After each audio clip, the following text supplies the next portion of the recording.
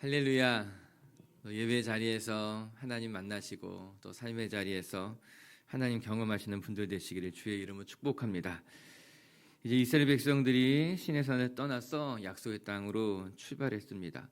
시내산에 머문 기간이 1년 정도 됩니다. 좀 더 정확하게 말한다면 출애굽을 해서 시내산에 도착하기까지가 석 달 정도 걸렸고, 시내산에만 머문 기간이 한 11개월 정도 되기 때문에 총 1년 남짓한 기간 이후에 이제 시내산을 떠나게 되었습니다.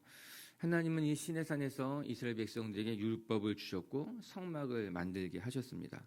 율법을 통해서 하나님의 백성답게 살아가는 법에 대해서 가르쳐 주셨고, 성막을 통해서 하나님과 동행하는 법을 가르쳐 주셨습니다. 이스라엘 백성들이 종에서 노예에서 하나님의 백성답게 살아가는 연습이 시작되게 된 것이죠. 이제 시내산에서 11개월, 약 1년 정도 머문 이후에 약속의 땅으로 출발하게 되었어요. 이게 10장 마지막 장면입니다. 우리 10장의 마지막 장면 우리 한번 같이 읽어볼게요. 10장 33절 34절인데요. 시작. 그들이 여호와의 산에서 떠나 3일 길을 갈 때에 여호와의 언약궤가 그 3일 길에 앞서가며 그들의 쉴 곳을 찾았고, 그들이 진영을 떠날 때에는 낮에는 여호와의 구름이 그 위에 덮였었더라. 여호와의 언약궤가 그들의 앞에 있어서 그들의 쉴 곳을 찾았고, 그렇게 이야기하고 있습니다. 또한 그들이 떠날 때에는 낮에 구름 기둥이 그들 가운데 함께 있었다라고 하는 것입니다. 광야길을 경험했던 사람이 아무도 없었기에 하나님의 법궤가 가장 앞장서서 그들의 갈 길을 인도했죠. 쉴 곳을 찾았다고 이야기하고 있습니다. 그뿐만 아니라 우리가 잘 알다시피 낮에는 여호와의 구름이 그들 위에서 그늘이 되어 주었고, 또 밤에는 불기둥이 그들을 인도했다고 이야기하고 있습니다. 광야길 속에서 하나님이 그들과 함께 하셨고, 그들 앞에 하나님이 인도해 주셨다라고 하는 것입니다. 한마디로 철저히 하나님이 그들의 발걸음을 인도하셔서 약속의 땅을 이끌어 가셨다. 성경 그렇게 이야기하고 있어요. 성경의 광야 40년의 시간은 우리의 인생과 비교하는 것을 우리는 많이 들어보지 않았습니까? 광야와 같은 인생길을 하나님이 동행해 주시고 인도해 가신다라고 하는 것입니다. 이제 이스라엘 백성들이 광야길로 나아가 하나님의 인도하심을 받으며 약속의 땅으로 전진하였습니다. 우리 빛의 식구들도 우리의 삶 가운데 늘 함께 하셔서 선하게 우리를 앞장서 인도하시는 하나님의 법궤를 바라보시기 바라고, 그 하나님의 인도하심 속에서 광야 생활을 승리하는 성도님들 되시기를 주님의 이름으로 축복합니다. 이제 민수기 11장부터는 본격적인 광야 생활이 시작되게 됩니다. 오늘부터 이제 그 말씀을 같이 묵상하게 될 텐데요. 오늘 우리 11장 전반부의 말씀을 같이 묵상해 보면서 우리가 이 광야길에서 주의해야 될 것이 무엇인지를 생각해 보았으면 좋겠어요. 인생길을 걸어가면서 우리가 가장 주의해야 될 것이 무엇인가를 생각해 보는 시간이 되었으면 좋겠습니다. 우리 먼저 1절 말씀 한번 같이 읽어보겠습니다. 시작. 여호와께서 들으시기에 백성이 악한 말로 원망하매 여호와께서 들으시고 진노하사 여호와의 불을 그들 중에 붙여서 진영 끝을 사르게 하시매. 첫 번째, 광야길을 걸어가면서 우리가 제일 먼저 주의해야 될 것이 무엇인가? 우리 입술에 불평과 원망하는 말을 주의해야 된다라고 하는 것입니다. 11장부터 광야 40년이 본격적으로 시작하게 되는데, 이스라엘 백성들이 시내산에서 충분히 정비했습니다. 율법을 받았고 성막을 완성했습니다. 하나님의 백성답게 살아갈 모든 준비를 완벽하게 마쳤는데, 광야길로 나가자마자 그들이 가장 먼저 했던 것이 무엇인가? 원망하는 말이었다라고 하는 거예요. 하나님이 주신 은혜가 컸습니다. 율법으로 무장했고요, 성막으로 잘 준비했어요. 그런데도 불구하고 광야길에 나가자마자 그들의 입술의 첫 번째 실수가 무엇이냐? 하나님 앞에 원망했다라고 하는 것입니다. 어이없는 일이 일어나게 된 것이에요. 여러분, 그들을 지금까지 인도하신 분이 하나님이셨습니다. 430년 애굽에서 종살이할 때 그들을 그곳에서 건져내신 분이 하나님이셨습니다. 그냥 건져낸 것이 아니라 홍해 대기적을 통해서 이스라엘 백성들을 건져내신 분이 하나님이셨죠. 암말락과의 전쟁에서 이스라엘 백성들을 구원하신 분도 하나님이셨습니다. 불기둥과 구름기둥을 만들어 주셨고, 또 만나와 메추라기를 통해서 그들을 먹이신 분이 하나님이신데, 이제 광야에 나가자마자 그들이 불병을 쏟아 놓았다라고 하는 것이에요. 흔히 하는 말로 지금까지 해주신 것이 얼만데 이제 광야의 매운맛 좀 보았다고 바로 하나님을 원망하는 것이 말이 됩니까? 내가 받은 은혜가 이만큼 되었는데, 내가 지금까지 살아온 은혜가 이만큼이 되었는데, 내가 이제 세상의 매운맛 좀 보았다고 해서 그것 때문에 하나님을 원망한다는 것이 너무나 안타깝고 미성숙하다, 그런 생각 해보게 되는 거예요. 그냥 이런 생각 들더라고요. 그럴 거면 시내산에서 출발하지 말지. 그럴 거면 그냥 애굽에서 출발하지 말지. 이제 조금 힘들었다고, 이제 조금 고난이 찾아왔다고 바로 하나님을 원망하는 것이 너무너무 안타까운 거예요. 그런데 한편으로 생각해 보면 이스라엘 백성들의 모습이 우리들의 모습일 것입니다.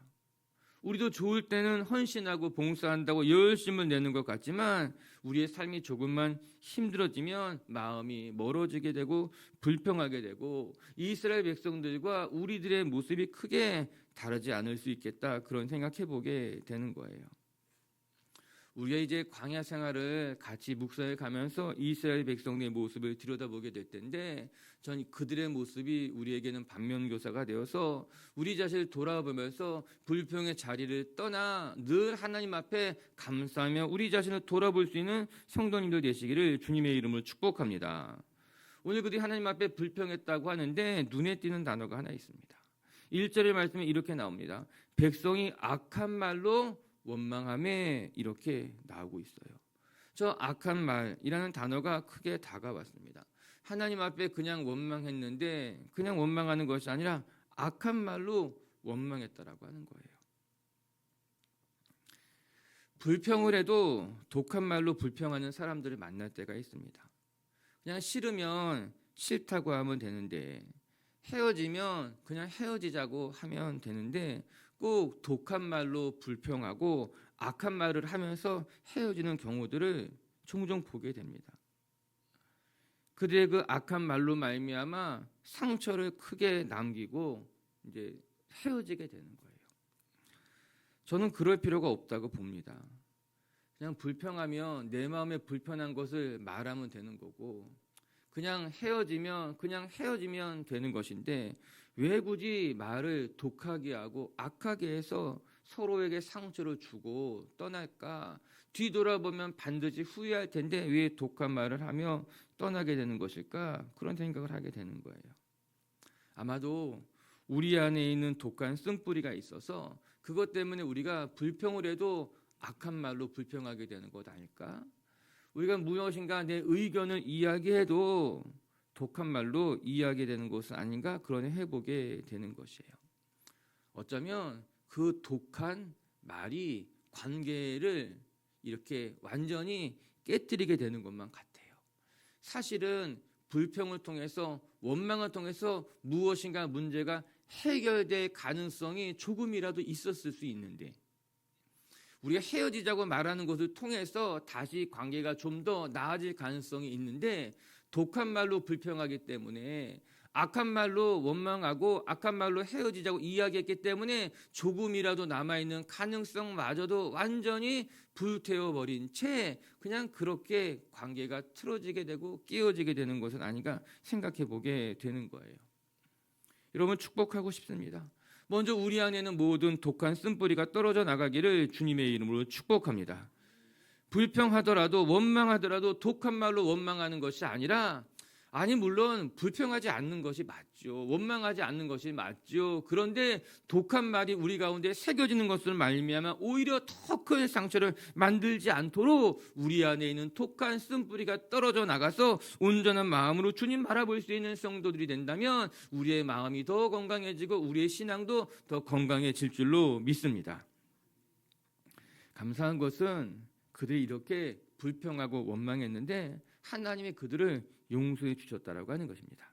우리 2절 말씀도 마저 읽어보겠습니다. 시작. 백성이 모세에게 부르짖음으로 모세가 여호와께 기도하니 불이 꺼졌더라. 1절 하반부에 보게 되면은 그들이 독한 말로 악한 말로 원망함에 하나님이 진노하셔서 그들에게 불을 내렸다는 거예요. 그 불이 다 불살라 버렸다라고 하는 것입니다.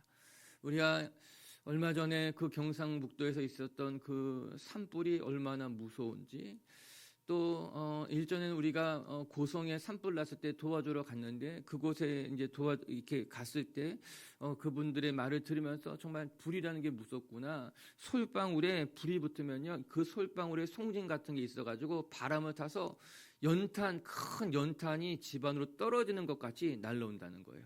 야구공 던지는 것 같이 불덩이가 날라와서 집에 떨어지면 불이 옮겨 붙고 이 산불이 무서운 거다 생각하게 되는 거죠. 아, 그렇구나. 오늘 말씀 사실 무섭게 전 다가왔어요. 하나님이 진노하셔가지고 진영 끝에 불을 붙임에 그것이 진영 끝을 다 사르겠다라고 하는 거예요.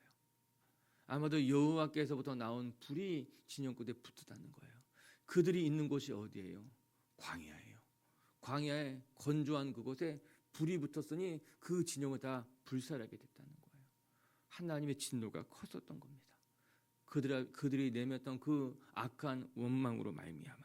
근데 그때 모세가 하나님께 부르짖는 것으로 말미암아 모세가 여호와께 기도하니 불이 꺼졌더라. 그렇게 이야기하고 있어요.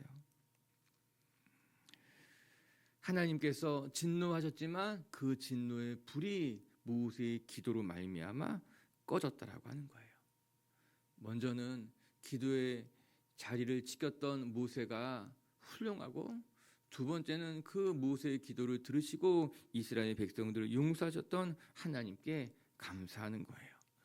여러분, 우리의 삶의 원망이 우리의 삶을 이렇게 불사를 수 있다는 것을 기억하고 늘 하나님 앞에 나와 기도로 점검할 수 있는 성도님들 되시기를 주님의 이름으로 축복합니다.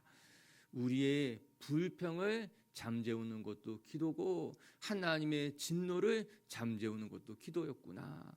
오늘도 기도의 자리를 지키면서 여러분 마음 안에 있는 독한 원망과 불평을 다스릴 수 있게 되기를 바라고 그 기도의 자리에서 늘 하나님의 긍휼을 구하는 분들 되시기를 주님의 이름으로 축복합니다.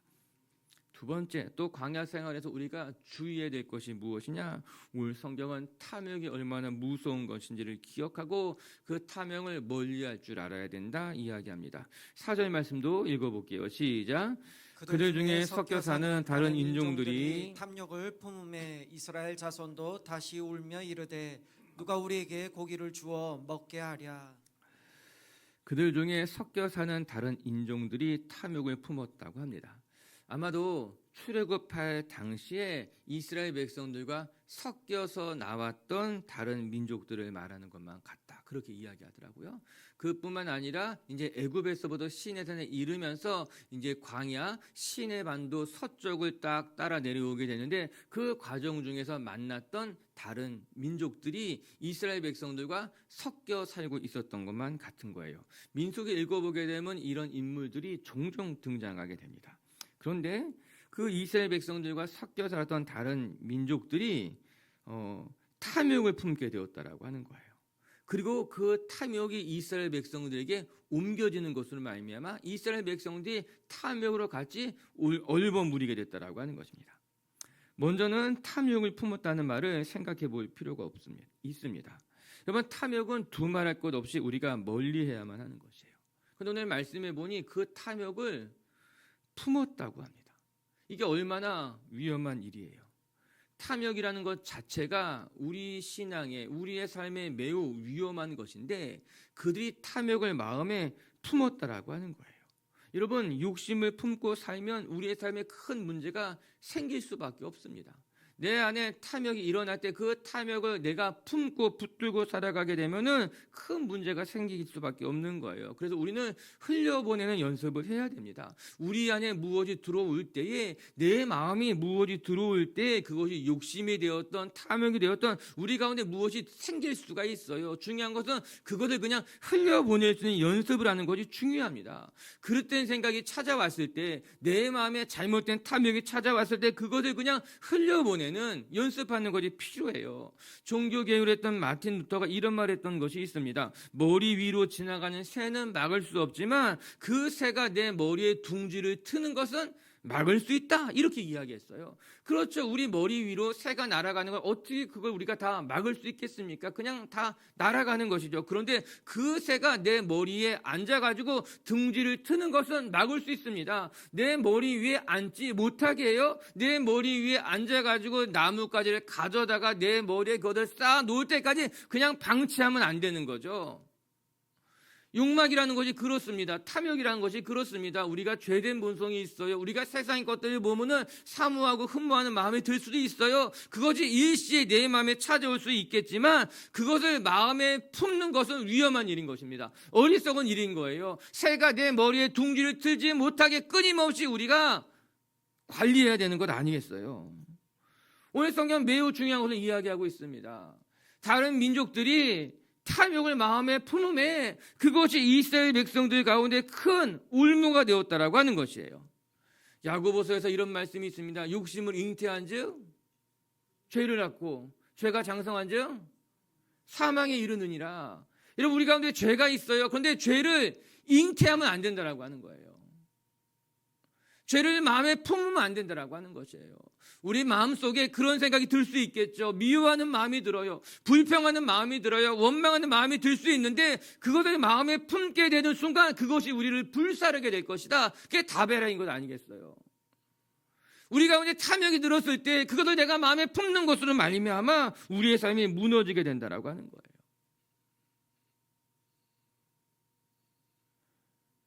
오늘도 우리 빛의 식구들이 마음의 탐욕을 품지 말고 흘려보내는 것을 잘 연습하면서 성장해 가는 분들 되기를 주님의 이름으로 축복합니다. 그런데 그 탐욕이 참 우습습니다. 우리 5절 말씀 한번 읽어볼까요? 5절의 말씀 시작. 우리가 애굽에 있을 때는 값없이 생선과 오이와 참외와 부추와 파와 마늘들을 먹은 것이 생각나거늘. 제가 이집트 갔을 때 물어봤어요. 이집트 사람들은 그렇게 참외와 오이와 부추와 파와 마늘 같은 거 진짜 좋아하냐? 애굽에선 그런 거 많이 먹냐? 내가 물어봤어요. 그 사람들이 그 이야기를 하더라고요. 광야에는 그런 게 전혀 없는데 애굽에는 이집트에는 나일강이 있어가지고 이 푸른 채소 같은 게 있다는 거예요. 그게 먹는 게 그들에게는 신선한 거라는 거예요. 아, 이스라엘 사람들이 광야에서 만나와 메추라기만 먹다가 이제 신선한 야채 같은 게 먹고 싶어졌던 거예요. 이런 것들로 드레싱을 만들잖아요. 인류의 죄악이 드레싱으로 나왔다고 하더라고요. 발전하면서부터 여러 가지 드레싱이 생기고 그것이 이제 요리의 맛을 만들고 그것이 욕심이 되고 치장이 되고 막 그런 이야기를 해요. 좀 말씀 보면서 야, 생사가 걸린 문제를 살아가는데 오이 먹고 참외 먹고 파 먹고 부추 먹는 것 때문에 불평하고 하나님을 원망했다는 것이 우습더라고요. 근데 그게 우리들의 모습인 거예요. 그게 우리들의 모습인 거예요. 그리고 그게 탐욕인 거예요. 아무것도 없었을 때는 만나 먹으면서 너무너무 행복했는데 그 만나가 매일매일 공급되니까는 만나 말고도 다른 게 먹고 싶은 거예요. 고기가 없어서 하나님 앞에 원망하자 하나님이 메추라기를 보내주셔서 단백질을 섭취하게 해준 거죠. 고기를 먹고 나니까는 너무너무 행복했는데 이제 그 고기를 매일매일 먹다 보니까는 고기만 먹지 말고 고기에 쌈 싸 먹고 싶다는 거예요. 그게 탐욕인 거예요. 어제 주일날 우리가 같이 말씀 묵상했잖아요. 있는 바를 족한 줄로 여기면 그것이 경건의 유익이 되는 것인데 바울이 고백한 것 같이 내가 자족하는 마음으로 살아가게 되면 그것이 우리의 신앙의 득이 되는 것인데 자꾸 우리 마음에 탐욕이 생겨서 욕심이 생겨서 그것을 품는 것으로 말미암아 하나님으로부터 큰 이렇게 진노를 사게 된다라고 하는 거죠. 모두 우리 빛의 교회 식구들이 이 광야 같은 인생길을 걸어가면서 욕심이라고 하는 것 주의하고 탐욕을 품지 않는 분들 되시기를 주의 이름으로 축복합니다. 우리 그러면서 하나를 더 살펴봐야 되는데 우리 4절의 말씀에 아주 또 중요한 단어가 하나 더 있어요. 우리 4절을 다시 한번 읽어볼까요? 시작. 그들 중에 섞여 사는 다른 인종들이 탐욕을 품음에 이스라엘 자손도 다시 울며 이르되 누가 우리에게 고기를 주어 먹게 하랴. 다른 인종들이 탐욕을 품음에 이스라엘 자손도 다시의 동그라미 다시 울며 이르되. 이미 다베라에서 큰 하나님의 진도로 말미암아 그들이 정신을 차렸어야만 하는데 다른 민족들이 탐욕을 품음에 그곳으로 말미암아 이스라엘 백성들이 다시 넘어지게 됐다는 거예요. 다른 민족들의 탐욕이 이스라엘 백성들에게 전염돼서 이스라엘 백성들이 다시 불평하기 시작했다라고 하는 것입니다. 욕심이라고 하는 것의 전염성을 우리는 잊으면 안 됩니다. 탐욕이라고 하는 것의 전염성을 우리는 결코 이렇게 간과해서는 안 됩니다. 다른 사람들이, 다른 민족들이 탐욕하기 시작했는데 그것이 결국에는 이스라엘 백성들에게까지 전염이 돼가지고 이스라엘 백성들도 같이 탐욕을 품게 되었다라고 하는 거예요. 저는 말씀을 보면서 공동체가 정말 중요하구나 그런 생각해보게 됩니다. 나 혼자 자족하면서 사는 것이 쉽지가 않습니다. 독야청청 세상은 다 그래도 나 혼자서 자족하며 예수 잘 믿으며 살 수 있을 것 같지만 그거 쉽지가 않습니다. 내 주위 사람들이 다 잘 먹고 잘 사는 것 같은데 나는 검소하고 나는 착실하게 살아도 내 주위 사람들이 다 잘 사는 것 같은데 그러면 비교하게 되고 그것 때문에 상대적 박탈감을 갖게 되고 나만 하나님의 복을 못 받는 것 같아 그 생각하게 되는 거예요. 그런데 내 곁에 있는 사람들이 다 같이 자족하며 살게 되면은 그렇게 살아가는 삶이 맞는 거구나. 서로가 서로를 의지하고 서로가 서로를 바라보면서 함께 힘을 얻게 되는 거거든요. 오늘 이스라엘 백성들을 걸려 넘어지게 한 것은 이방 민족들의 탐욕이었어요.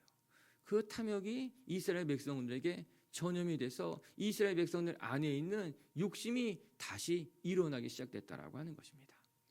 자, 탐욕은 전염성이 있다. 기억하시기를 바랍니다. 두 번째, 탐욕하는 사람들과 어울리게 되면은 나도 탐욕의 길로 갈 수밖에 없다. 기억해야만 되는 거예요. 그래서 언제나 우리는 내 자신을 지키는 데 있어서 내가 누구와 어울리고 누구와 함께하는가가 그래서 중요하다라고 하는 것이죠.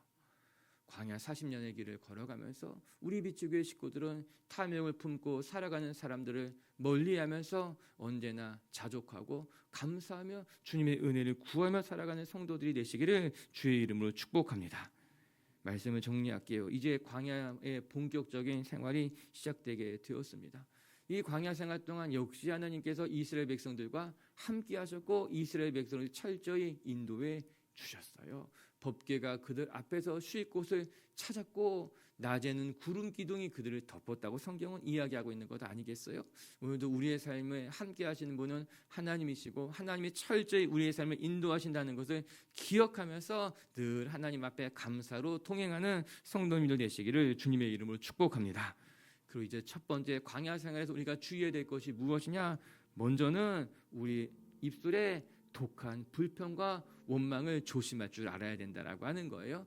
불평과 원망이 우리를 쓰러뜨리는 걸림돌이 된다는 것을 기억하고 특히 독한 말로 악한 말로 불평하는 것이 얼마나 우리 영혼에 해가 된다는 것을 기억하고 여러분의 입술을 지킬 수 있는 성도님들 되시기를 주님의 이름으로 축복합니다. 그리고 두 번째, 광야 40년 동안 우리가 주의해야 될 것이 무엇인가? 탐욕을 품지 않고 살아가는 거예요. 탐욕을 품으면 그것이 우리에게 큰 화가 된다는 걸 기억하고 늘 멀리할 줄 아는 성도님들 되시기를 주님의 이름으로 축복합니다. 같이 함께 기도합시다.